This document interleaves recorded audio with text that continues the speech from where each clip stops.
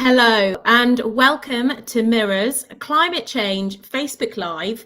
We are joined by reporter Emma Rosemurgey, who has tried a complete eco-living for a month. So we're going to be discussing all of that today. If you guys have got any comments about climate change, which you'll see very heavily in the news at the moment with COP26, then do let us know in the comments. But we have got the lady to talk to today who has completed a plastic-free, meat-free and fast fashion free month. So Emma, first off, why did you want to do it and why do you think it's so important?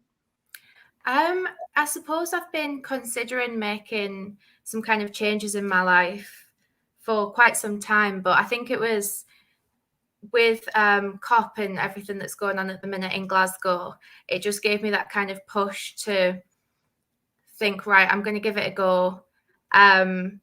And to be honest, I feel like we're quite often pulled in different directions of, you should be doing this, we should be eating less meat, you shouldn't be shopping there, and all these kind of different things. And it's hard to know where to start. Yeah, So I there's just a lot of thought, mixed messages, that, sometimes is a bit overwhelming completely. So you just thought, why don't you just try and do everything and see what works best, maybe? absolutely, yeah. And I think there can be a bit of judgment in terms of what other people are doing compared to what you're doing.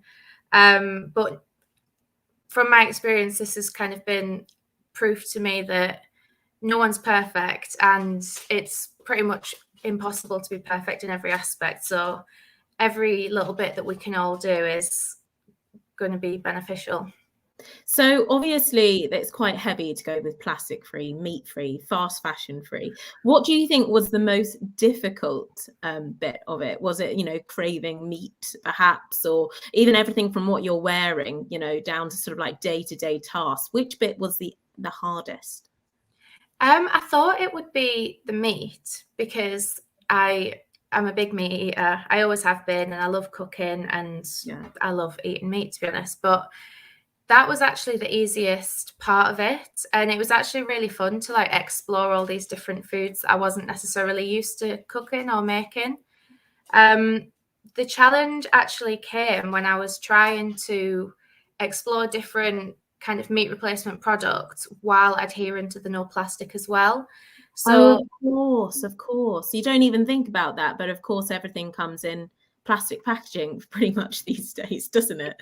yeah, and I know obviously you can buy all the fruit and veg and stuff in the world that's not wrapped in plastic, but you haven't always got time to prepare everything fresh.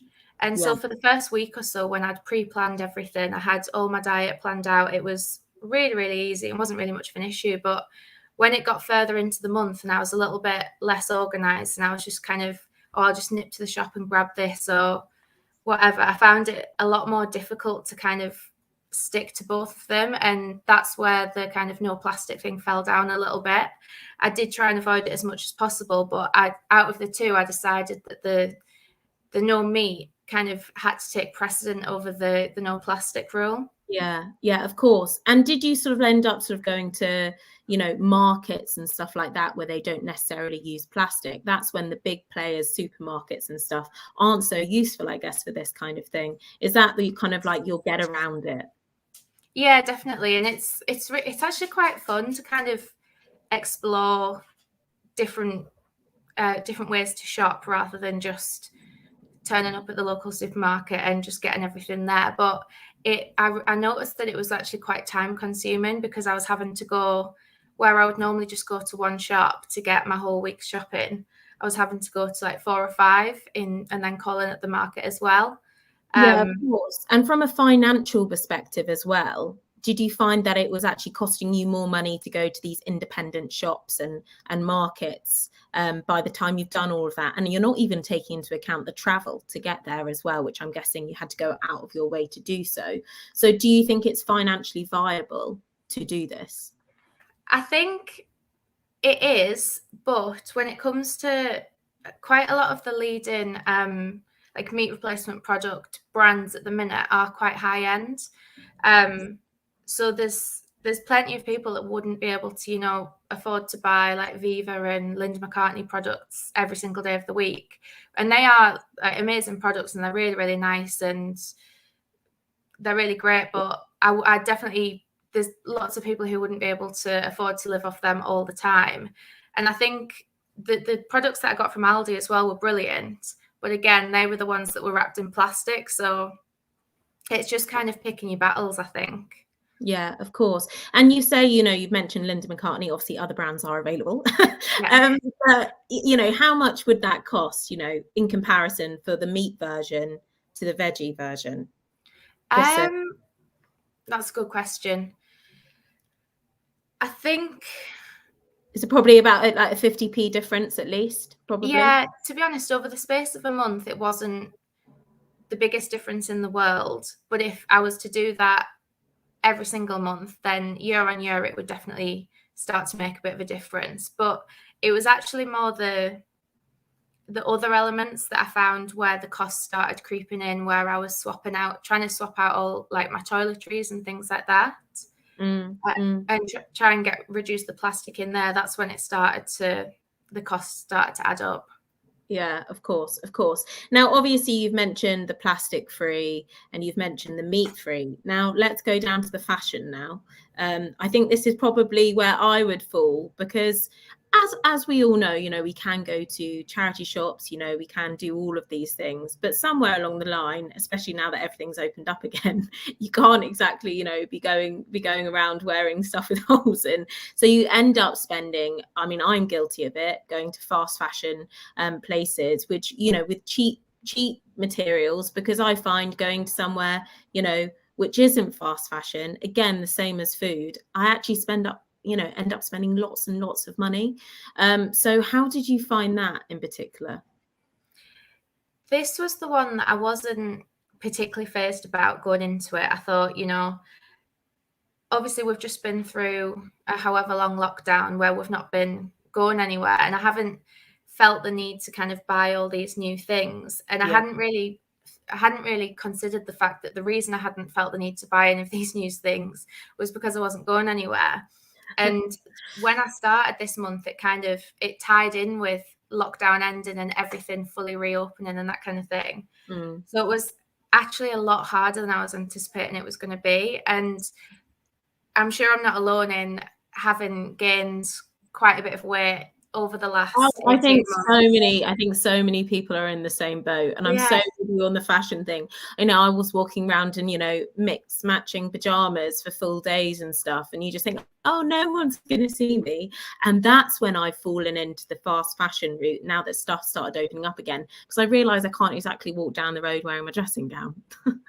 Yeah, absolutely. And when you're trying on clothes that you bought 2+ years ago, and obviously our lives have changed so drastically since then, but there was quite a nice element of nostalgia to that. I was kind of rooting out and finding things that I hadn't even realized were in the back of my wardrobe for all that time.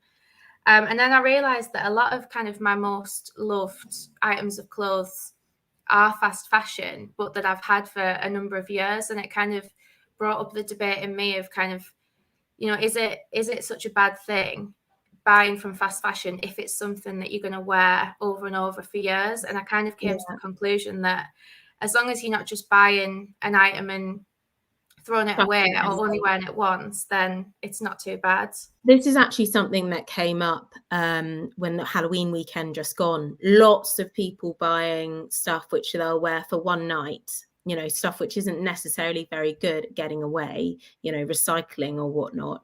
And then that just not being used again, you know, tons and tons and tons of waste, you know, going into the atmosphere. Now, obviously, this brings me onto the subject of recycling. Now, every single council has got a different policy in the UK. You know, my council, you have to put the cardboard in bags, in plastic bags. Otherwise, they won't take away the cardboard, which to me seems absolutely bonkers. But there we go. I'm not complaining. I'm still doing my recycling. But do you think there's more that could be done for, you know, family households and stuff? You can't necessarily, you know, do fast fashion, meat free, plastic free, in terms of just bringing into the day-to-day routine in terms of, you know, plastics recycling. What can we do? I mean, I think it's a difficult one, isn't it? Because it's a different story when you've only got yourself to consider and not kind of children in the equation and that kind of thing. Because I know, well, I can't speak for having children, but I feel like that would make everything a lot more difficult. I do. I think we're getting there. We are really getting there in terms of recycling and things like that. But I actually think that there could be more done in terms of how we educate people on recycling. Because when I did quite a lot of research when I was doing the piece, and I can't remember the statistic off the top of my head, but it was more than half of people aren't actually 100% sure what they're putting into their recycling bin. So they just kind of think, oh, I'll just hope for the best and I'll chuck that in, thinking that they're doing the right thing by doing that. But actually, if you put something in the wrong recycling bag, it's actually contaminating the whole bag, which in turn makes all of our efforts pointless. The entire bag will then go to waste if you get one. Yeah, because unfortunately our councils just don't have the resources to be able to divide the products up. So if there's something in there that shouldn't be, it then ruins the whole lot. And I didn't know that until I actually did an interview with Sarah Cox, who's a big campaigner for this, about a month ago, and she told me about this, and I had absolutely no idea.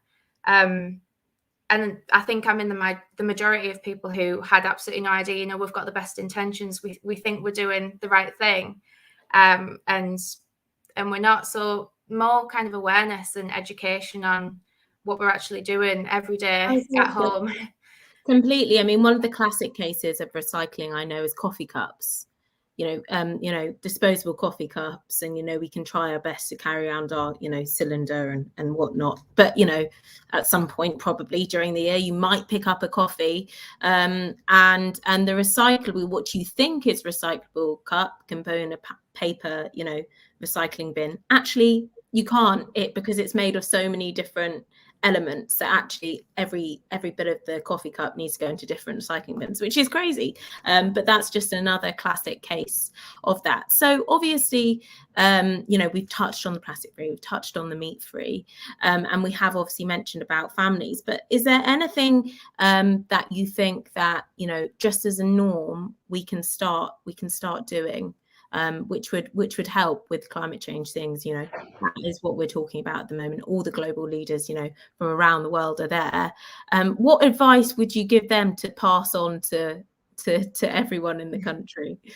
I mean, everyone's different, but my main takeaway from the whole experience was that you don't have to do anything to the extreme. I mean, it's well documented, the benefits of vegan lifestyle in terms of reducing carbon emissions and everything like that. But living a vegan lifestyle is not something that everyone can adhere to, whether it's like for financial reasons or health reasons or whatever.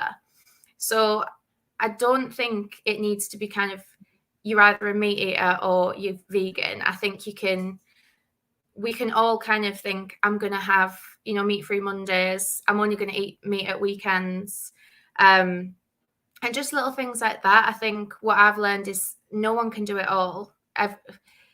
No. Even the best people in the world can't be 100% at everything all the time. So all these little changes, I think, if we all do them, will make a really, really big difference. Yeah, 100%, 100%. Well, listen, if you want to catch all the detail of your exclusive article, Emma, then it is in the comments below. But thank you so much for talking to us today. And I hope that we can get some takeaways from this and we can start, doing a bit more for climate change, because it is needed. Thank you. Brilliant. Thank you.